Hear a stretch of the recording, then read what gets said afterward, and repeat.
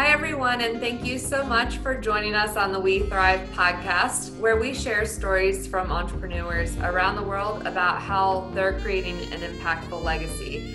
I'm your host, Casey Clark, and today I have the pleasure of interviewing Angela Martin, owner of Shepherd Staff In-Home Care. So thank you, Angela, for joining us today. It's a pleasure to be here. Awesome. So tell us a little bit about yourself. Well, I never thought I would be an entrepreneur. In my past life, my primary purpose was always to be a mother. I worked for a few years after I got married, and then I had my first child, and I quit to stay home. And after about 6 months, I was kind of ready for a new challenge in addition to the challenge of having a baby. I went back to my old job and I said, do you have anything I can do at home? I was actually a medical writer. I worked at National Institutes of Health in the news branch, and my primary job was writing feature articles for publication in general popular magazines, and translating medical research into language that anyone could understand. So I'd been published in a few magazines. I'd actually gotten an award, and I loved it. They actually offered me a promotion if I would, hire a babysitter and stay. And I said, no, thanks. They were glad to have me come back and work as a freelance writer. So I did that for a number of years. And I eventually developed my freelance business. And I did freelance writing on different topics for about 30 years while I was raising my family. Wow. And as the kids, grew up and got into college, and eventually, the nest was empty, and I was kind of ready for something different. As my kids got older, my mother's health started to decline, and I found myself more and more becoming a family caregiver. My mom lived with my dad, and they lived in my brother's home, so he was kind of there, and they didn't really need care. But as she became more infirm, she had several strokes. Then there was a heart attack and cancer surgery, and she became very weak and unable to do the things that we all take for granted. Things like, using the toilet and just getting out of bed in the morning. And it got to a point where it was too much for my dad, and I had to step in and convince him to hire people. And that was a process, because he was this old-fashioned Italian that believed that, family takes care of its own, and the idea of hiring a stranger was really foreign to him. And he had some predictions about how bad it would be, and most of them came true, sadly. It was not an easy process, but eventually we were able to find some really helpful women that helped get my mom, taken care of for a number of years. And then as she continued to decline, that wasn't working, so I had to hire well, she actually ended up at that point going into a nursing home, because, the ladies that were doing it got too old and couldn't lift her anymore. And she became more of a heavy lift, more of a two-person assist. So she went into a facility, and she lived for 3 years in a nursing home. And, we were going up there and visiting her there, and we kind of went through the whole process. Hospice, it was a real learning experience. And when she died in 2008. My dad had been in really good health right up until a few weeks before she died, and then he got a bad cold, and it went into pneumonia. He never really was himself again. And 2 months after she passed, he died very suddenly. And so I became an adult orphan. And that's a moment in your life where you really take stock of your life, and you think about where am I going, and is there something that I'm supposed to do? Yeah. And I guess what I did, and it was, I consider it a calling, but I kept feeling a desire to do something to help people that were in the situation that we had lived through, to help elderly people and to help family members that are dealing with elderly parents. So I wasn't quite sure what that was, but my husband and I used to have these long conversations when we were in the car, going somewhere, and we would talk about what are we going to do when we retire, or will we even be able to retire? Can we afford it? And we thought that maybe starting a business while we were still young and of working age would be a good thing to do. And we decided we wanted to find a business that helped the elderly. So we did some research, and one New Year's Day in 2011, we had this conversation, like, this is time to make resolutions. Are we going to really do this, or are we going to just keep talking about it for another year? And my husband went away, and then he came back a little while later with his laptop open, and he said, "What do you think of this?" And it was a website about in-home care. And it was a franchise, and we looked at, we started to talk seriously about, could we run an in-home care business? And we decided we did not want to be part of a franchise. We eventually found an advisory group called the Senior's Choice. It was a membership organization of independent home care providers. And they provided training, and they provided resources and assistance for people wanting to start their own in-home care business. And we liked their philosophy, so we said, let's do it. And we jumped in. And April 2011, I went down to Baltimore and signed the papers to start a business. And we just started building from there. We put an ad in the paper to hire caregivers. We really had, no idea what we were doing, what we were getting into. It's kind of like getting married. If you realize what it's going to be like, you'd never do it.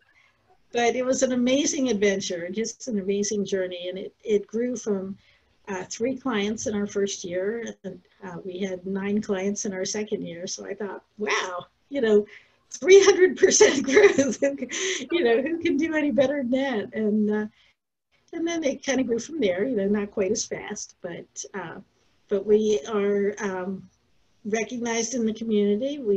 Shepherd Staff in Home Care has an excellent reputation, and we're caring for about 60 clients. It fluctuates, but it's been steady. We're employing a lot of people. We have a great office staff, and I never thought that I would be doing this, but I'm really loving it. That's awesome. So you're coming up on a 10-year anniversary here soon. Yeah, that's right. Next year will be a 10-year anniversary. We'll have to really celebrate that. Yeah, definitely. That's awesome. So, as you know, our podcast name is We Thrive. So it sounds like you're really, like you said, you're employing a lot of people, you have great office staff. So it sounds like you're really impacting those around you. So tell me what the word thrive means to you. I really spent some time thinking about that. And to me, I think to thrive means to live well. It means to live a life that is in balance, in tune with reality. I think it means becoming the person that you were meant to be. And it means having a balanced life, and that's being in balance physically, mentally, emotionally, and spiritually. Everybody has those 4 aspects, and you really have to take care of all of them. So that's one thing that really comes to mind. But when I thought about how am I thriving and what does it mean to thrive, 3 things came to mind. The first is giftedness. I really believe that everything of value is a gift. Everything that really matters in life, you can't pay for it. It comes to you as a gift. And we really need to recognize that and value and cherish the gifts that we've received. My life is a gift. Just the fact that I exist is a gift.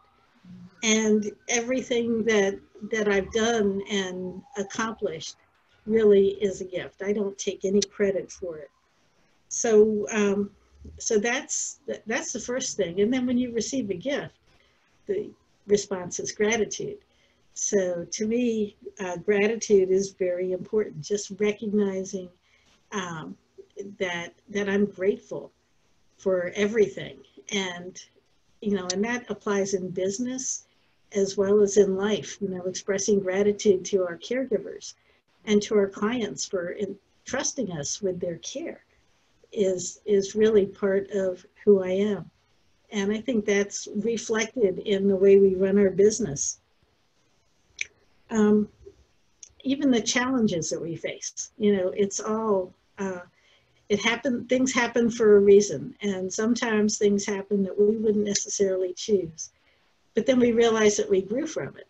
So sometimes looking back, you realize even some of the more difficult moments in my life, just thank you, because it was of value to me. Yeah. And then finally, giving back. To me, service is what we do, and it's really what I feel is my calling. To do something to give back. I did not bring myself into existence, and the only proper response really is for me to make a gift of myself to others, to my family, to the people I serve, and to give back in a way that will help make other people recognize their giftedness and their value. So just living a life of service and giving myself away is really what I believe. I'm a Christian. It's part of my faith, but it really makes sense to me. It really has become something that is part of who I am. I love it. I love the gratitude part, and the service. I feel like if we receive, we're kind of obligated to give in a sense. So yeah. I think we bring more love into the world, and by doing that, we help other people to realize their giftedness.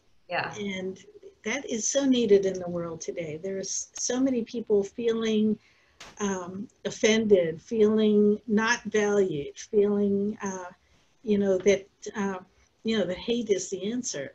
And really, love is the only thing that can overcome hate. Yeah. That is what we're called to do, is to bring love into the world. I love it. So when you're being of service and bringing love into the world, what obstacles have you had to overcome that have kind of prevented you from thriving?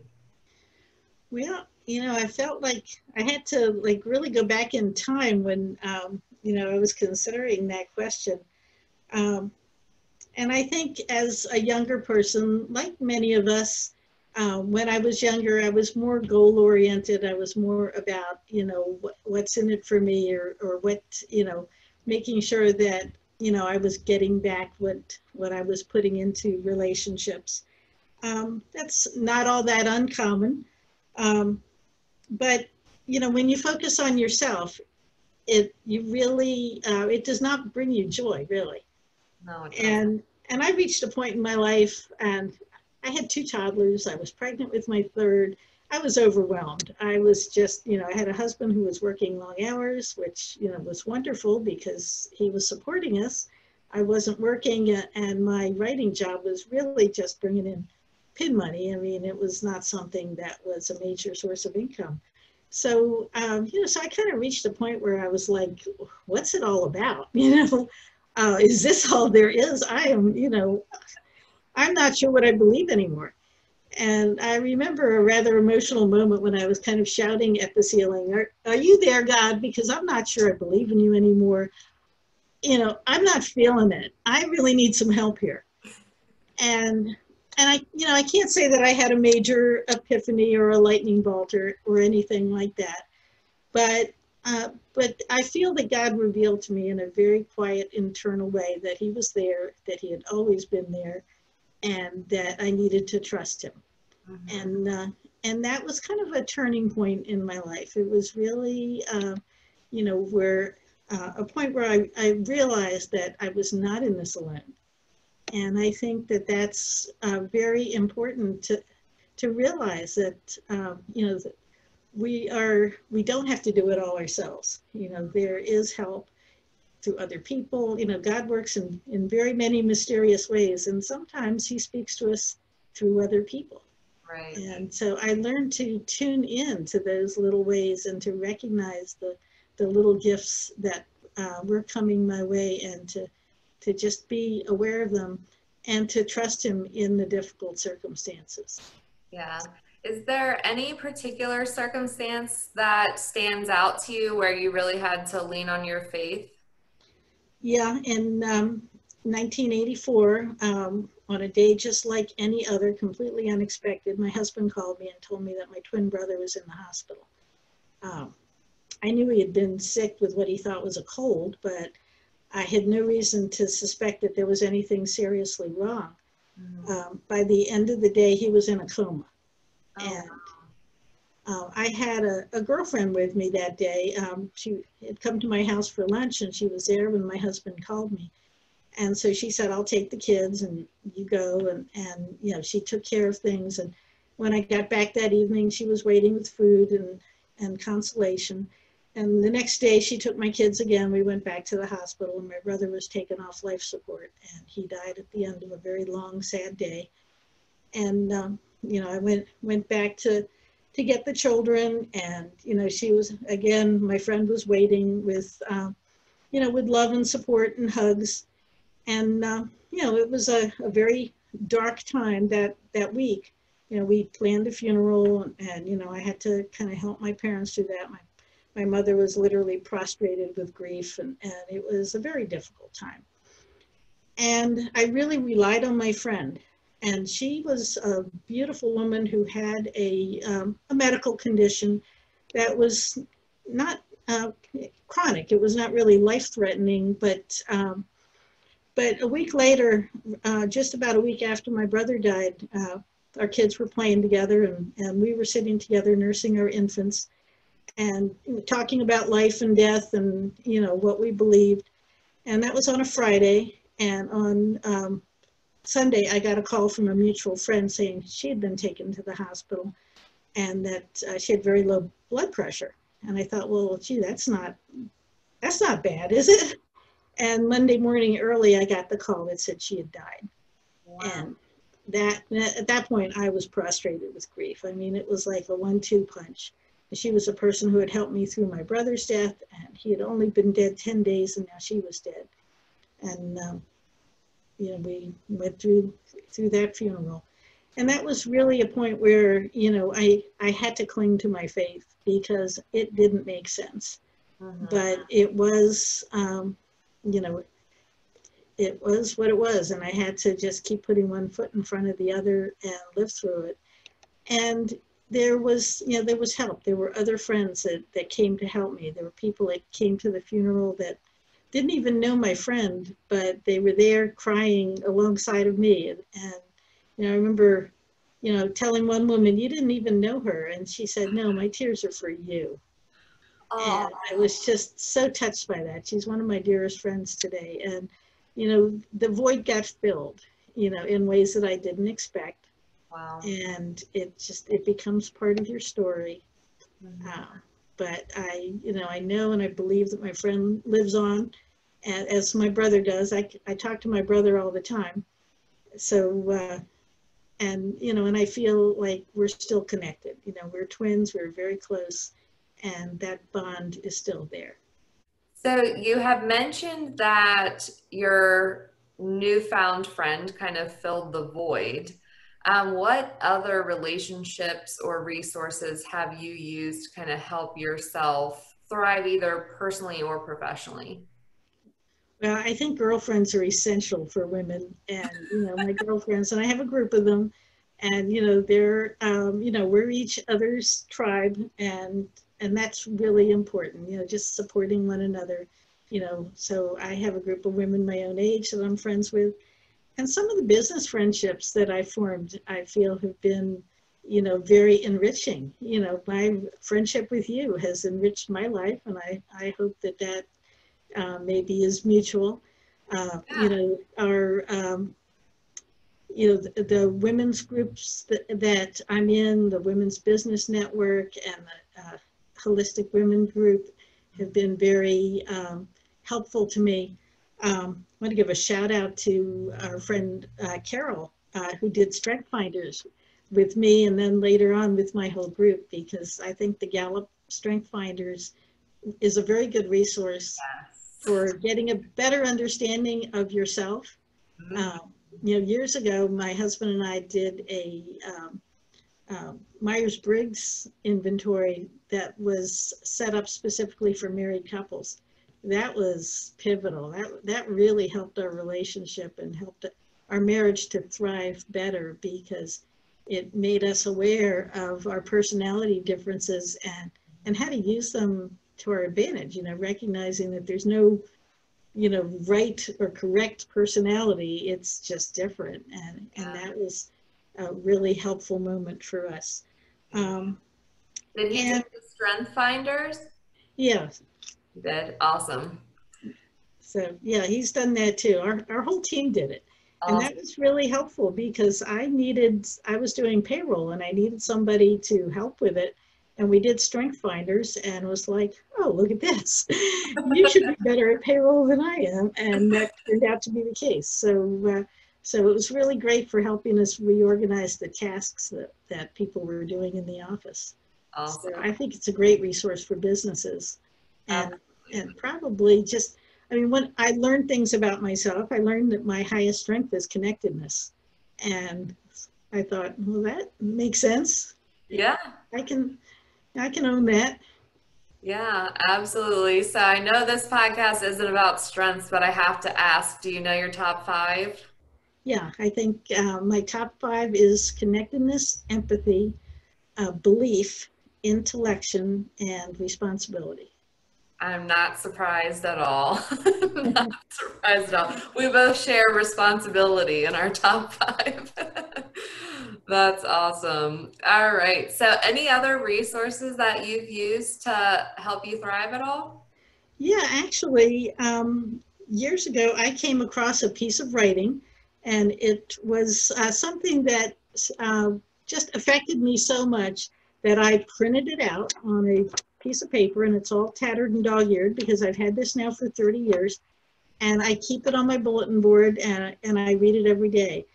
It was written by a Catholic bishop. He actually was an Anglican, and he was a convert to Catholicism. And just last year, he was named a saint. His name is John Henry Newman. And he wrote, God has created me to do him some definite service. He has committed some work to me which he has not committed to another. I have my mission. I am a link in a chain, a bond of connection between persons. He has not created me for nothing. I shall do good. I shall do his work.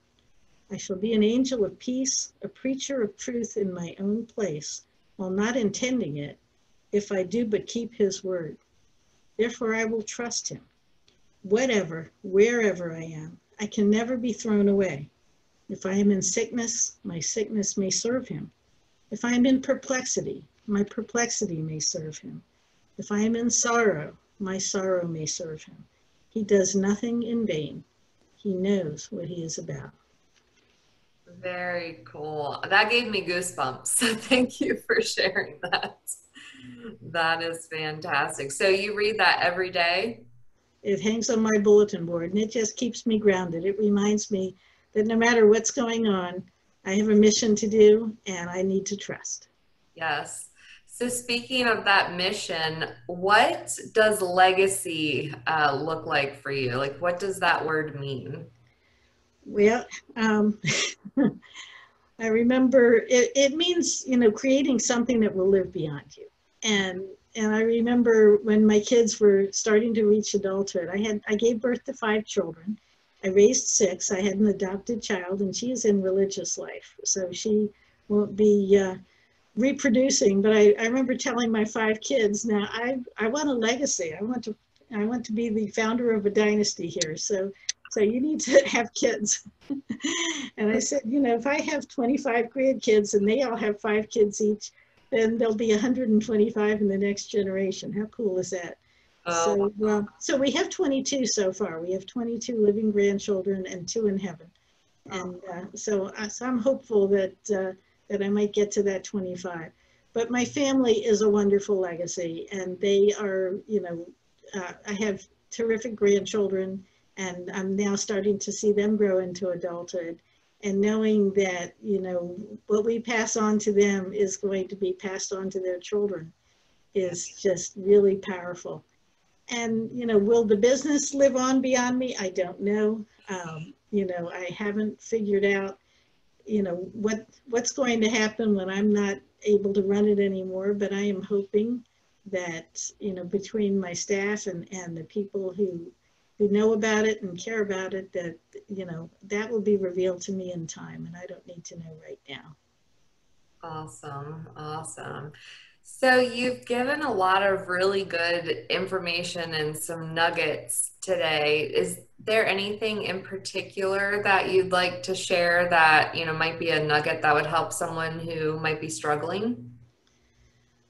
Well, just whatever you're struggling through, I used to always say, this too will pass. Suffering does not last forever. The fire that burns straw refines gold. And when we feel ourselves in a fire, we are being refined. We can choose to let it destroy us, but you have a choice. And the choice would be to hang on, to recognize that no trouble lasts forever, that there is a higher purpose, and that you are part of that purpose.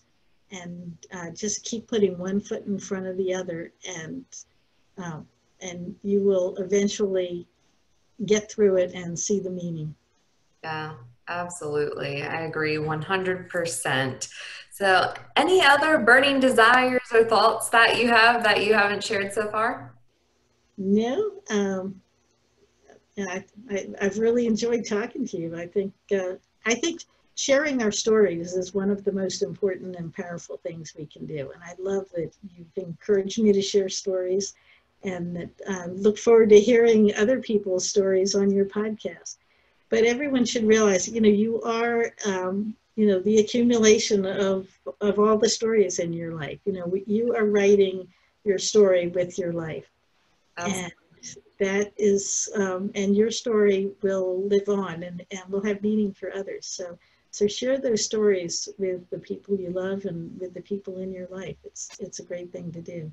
Yes. Well, despite having traveled with you before, I learned something new today. So, yes, learned things about you I had no idea about, and I'm looking forward to our upcoming trip and spending more time with you.